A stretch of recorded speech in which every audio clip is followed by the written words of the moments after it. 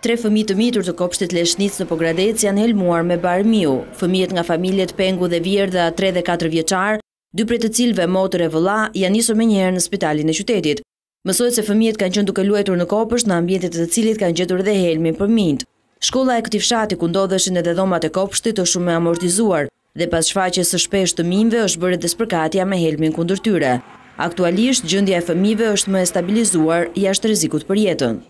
Fëmijëve ju dha ndihma e parë që përdorim në shprehjen e stomakut, që i themi lavazh gastrik, antidodi që përdoret në këtë rast, që është vitamina K. Ju morën ekzaminimet, të cilët ndolën normal.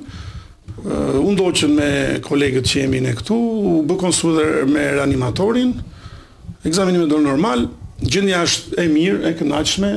Policia nuk ka lejuar media të futen brenda ambienteve të spitalit ku mbaheshin fëmijët edhe për shkak të moshës së tyre të mitur.